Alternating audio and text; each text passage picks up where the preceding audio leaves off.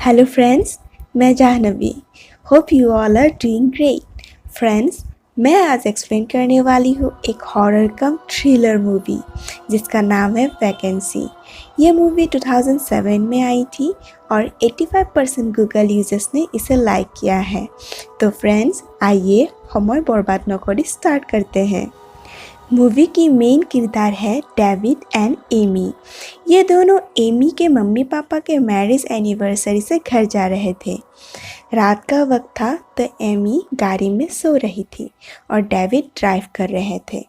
तभी David road के बीच में एक न्यूले को देखते हैं और उसको बचाने की कोशिश में उनकी गाड़ी एक्सीडेंट होते होते बच जाती है और झटके से एमी की नींद भी खुलती है और हम देखते हैं कि एमी का बिहेवियर डेविड की तरफ कुछ ठीक नहीं था, जैसे कि वो डेविड से किसी बात को लेकर बहुत नाराज़ थी।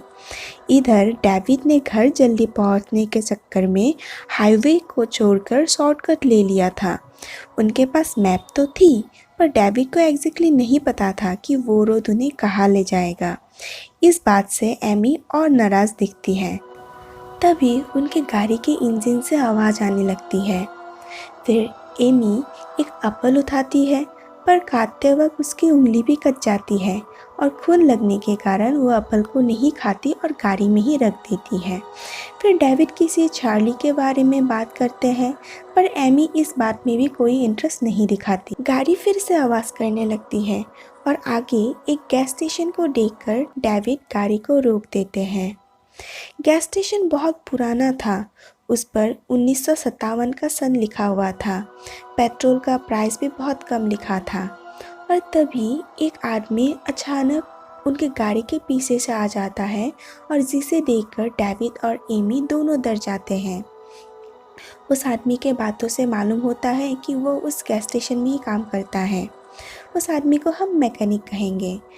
डेविड और एमी डाउनी जा रहे थे, तो मैकेनिक कहता है, आप लोग रास्ता भटक चुके हो, मैं इंजन देख लेता हूँ, डाउनी तक तो पहुँचा ही दूँगा। फिर मैकेनिक गाड़ी ठीक करने लगता है और हम इधर देखते हैं कि एमी एक बच्चे के फ़ोटो को देखकर गाड़ी में रो रही थी। गाड़ी ठीक होने पर मैकेनिक डेविड को रास्ता समझाते हैं और डेविड भी उसे कुछ पैसे देकर आगे बढ़ जाते हैं। कुछ ही दूर गए ही थे कि गाड़ी पूरी तरह बंद हो गई। डेविड मैकेनिक को कोसने लगते हैं। वो जगह भी पूरी तरह निर्जन था, तो वो दोनों डिसाइड करते हैं कि वो वापस उसी गैस स्टेशन पर जाएंगे। चलते चलते वो दोनों फिर से चार्ली के बारे में बात करते हैं और हम जान पाते हैं चार्ली असल में डेविड और एमी का बेटा है। एमी इस बात से डेविड से गुस्सा थी क्योंकि अपने काम में बिजी होने के कारण डेविड कभी उन दोनों को टाइम नहीं दे पाए। गैस स्टेशन तब तक बंद हो गया था। वो दोनों पास के ही एक मोटल में जाते हैं जिसका नाम था पाइनवुड मोटल। रिसेप्शन में जाते ही वो लोग किसी औरत की बुरी तरह चिल्लाने की आवाज़ें सुनते हैं। एमी को कुछ ठीक नहीं लगता और वो डेविड से कहती है, यहाँ से चलो, हम रात गाड़ी में ही गुजारा कर लेंगे। और तभी मोटल का मालिक मैसन आ जाता है और कहता है कि वो टीवी देख रहा था और वो सब आवाज़ें टीवी में से ही आ रही थी। तब डेविड मैसन से किसी मैकेनिक के बारे में पूछते हैं। मैकेनिक कहता है यही पास में ही एक टेलीफोन बूथ है, आप चाहो तो मैकेनिक को कॉल कर सकते हो, पर लगता नहीं मैकेनिक अभी आने को राज़ी होगा क्योंकि रात बहुत हो गई है। तो आप दोनों इसी मोटल में रुक सकते हो, मैं आप दोनों के लिए बिल्कुल फर्स्ट क्लास हनीमून वाला कमरा दूंगा। डेविड और एमी एक रूम बुक कर लेते हैं। रूम की हालत बस काम चलाओ टाइप की थी। बाथरूम गंदा था, नल से भी गंदा पानी आ रहा था। और तभी फ़ोन रिंग होता है।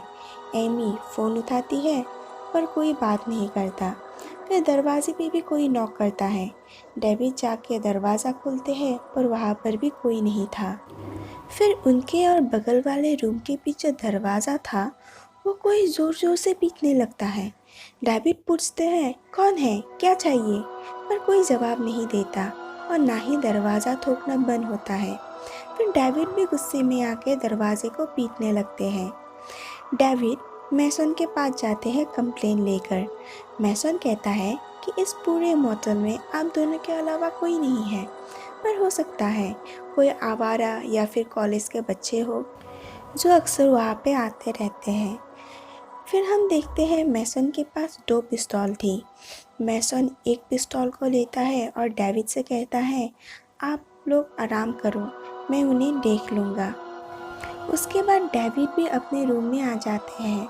रूम में आकर वो टीवी चालू करते हैं, पर उस पर कोई सिग्नल नहीं होता। फिर पास पड़े टेपों को वो देखने लगते हैं। सारे टेपों में 2 नकाबपोश लोगों को पूरी तरह टॉर्चर करके मार रहे थे। पहले तो डेविड समझते हैं कि कोई हॉरर फिल्म होगा, पर इन सॉर्ट ऑफ टाइम वो रियलाइज़ करते हैं टेप के क्लिप्स पर जो रूम है वो सेम टू सेम उन्हीं के रूम की तरह है। एमी और डेविड को समझने में देर नहीं लगती कि वो सारे हिंसक मूवी क्लिप्स उसी रूम में बनाया गया है। डेविड इधर उधर चेक करते हैं और सारे रूम में जगह जगह पर कैमरा लगा हुआ था। मतलब जो लोग इस मोटल में रुकते हैं उनको मारकर मूवी बनाई जाती है। और रिसेप्शन में जो चिल्लाने की आवाज़ें आ रही थी वो इन्हीं सारे टेपों में से आ रही थी जो मैसन देख रहा था। एमी को तब भी बिलीव नहीं होता कि वो लोग किसी कंस्पायरेसी के शिकार होने वाले हैं, और वो फिर एक दूसरा टेप लगाती है जिस पर उन्हीं की तरह एक कपल था और उन्हीं की तरह उनके भी दरवाजे को कोई पीट रहा था। अचानक लाइट चली जाती है और 2 नकाबपोश आके उन्हें मार देते हैं। तभी एमी और डेविड की रूम की भी लाइट चली जाती है और सारे दरवाज़ों को कोई ज़ोर ज़ोर से ठोकने लगता है। लाइट भी फ्लिक कर रही होती है। डेविड और एमी पूरी तरह डर जाते हैं और तभी हम देखते हैं बाथरूम के पास एक नकाबपोश खड़ा है जो एमी और डेविड नहीं देख पाते। एमी पुलिस को कॉल करना चाहती थी पर सिग्नल नहीं था। वो दोनों बाहर नहीं जाते क्योंकि उन्हें पता था नकाबपोश उनके इंतज़ार में बाहर ही होंगे। वो दोनों बाथरूम की खिड़कियों से भागने की कोशिश करते हैं, पर वहाँ भी उन लोगों ने कील ठोक के रखा था। तभी बाथरूम में एमी को वो एप्पल दिखाई देती है जो उसने गाड़ी में छोड़ दिया था। वह डेविड से पूछती है कि क्या ये तुम लाए थे, पर डेविड मना कर देते हैं और दोनों ही शॉक जाते हैं। वह दोनों भागने की सोचते हैं। वह डिसाइड करते हैं वो रूम की लाइट को बंद करेंगे और मौका देख के जंगल की तरफ दौड़ेंगे, और वो दोनों ऐसा ही करते हैं। पर बाहर निकलते ही नकाबपोश उन्हें घेर लेते हैं और उन्हें फिर से भाग के अपने रूम में आना पड़ता है। डेविड को मैसन के बताया हुआ टेलीफोन बूथ की याद आती है, तो डेविड कहते हैं हमें पुलिस को खबर करना होगा, नहीं तो अभी नहीं तो थोड़ी देर बाद हम यहीं पे मारे जाएंगे। वो भागकर टेलीफोन बूथ की तरफ जाता है। वो फ़ोन लगाता है पर फ़ोन मैसन उठाता है। तभी एक गाड़ी आकर टेलीफोन बूथ को उड़ा देती है और डेविड जैसे तैसे भाग के अपने रूम पहुंचते हैं। हम देखते हैं मैसन के रूम पर कई सारे स्क्रीन लगा हुआ है और वहीं पे वो उन दोनों को मॉनिटर कर रहा है। इधर डेविड ने रूम के कई कैमरों को टॉवल से ढक दिया था। फिर वो उन वीडियोस को देखने लगता है ताकि कोई क्लू मिल जाए। वो देखते हैं सारे क्लिप्स में नकाबपोश अचानक कहीं से आ जाते हैं और हमला करते हैं। मतलब इसी रूम में कोई खुफिया दरवाज़ा होगा जिससे वो लोग आसानी से रूम में आ जा सकते हैं। डेविड ढूंढने लगते हैं और बाथरूम पर फ्लोर के नीचे उन्हें एक खुफिया सुरंग मिलता है। उस वक्त वहाँ पे एक ट्रक आती है। उन्हें लगता है अब वो दोनों बच जाएंगे।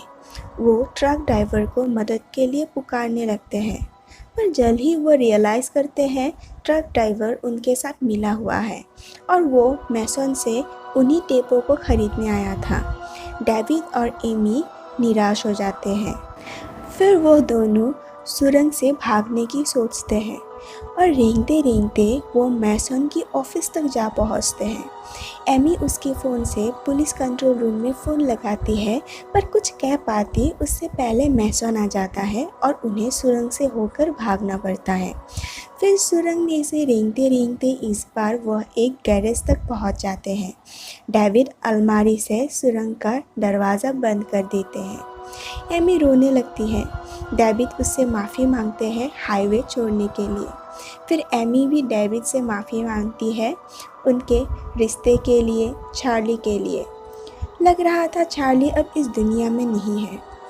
डेविड एमी को समझाते हैं उसमें तुम्हारी कोई गलती नहीं, वो एक हादसा था। तभी वहाँ पे एक पुलिस ऑफिसर आते हैं क्योंकि एमी ने फ़ोन किया था।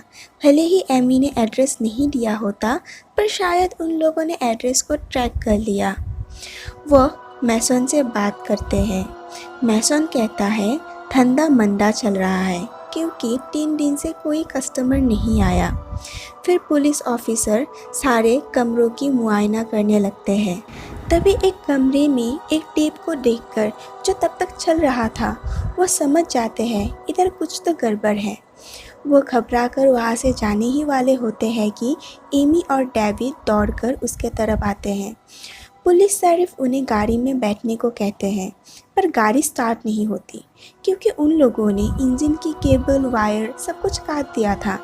पुलिस शरीफ चेक करने के लिए बाहर निकलते हैं कि तभी एक नकाबपोश आके उन्हें मार देते हैं। एमी एंड डेविड फिर से डर कर भागते हैं और एक रूम पर छुप जाते हैं। डेविड सारे एंट्रेंस को भारी चीज़ों से बंद कर देते हैं। फिर डेविड एमी से कहते हैं अगर हमें ज़िंदा रहना है तो रिसेप्शन में जो दूसरा पिस्तौल है वो हमें लाना पड़ेगा। फिर वो बाथरूम की खिड़की को तोड़ देते हैं और एमी की कपड़ों का एक टुकड़ा वहाँ पर टांग देते हैं ताकि जब भी वो लोग उन्हें ढूंढने के लिए आए तो उन्हें लगे कि एमी खिड़की तोड़कर भाग गई है। फिर डेविड एमी को सीलिंग में छुपा देते हैं। एमी बहुत डरी हुई थी, पर उसे भी पता था हाथ पर हाथ धरे बैठने से कुछ नहीं होगा। अगर बचना है तो कुछ तो करना ही पड़ेगा। डेविड एमी को आई लव यू कहते हैं और जैसे ही दरवाज़ा खोलते हैं एक नकाबपोश आकर डेविड को स्टैप कर देते हैं। वो बाहर रेंगने लगता है। मैसन अपने कैमरे से उसकी फिल्म उतारता है। फिर वो लोग एमी को ढूंढने लगते हैं। एमी सीलिंग में छुपी सब कुछ देख रही थी और मुंह को दबाए रो रही थी। रात बीतती है और सुबह होती है।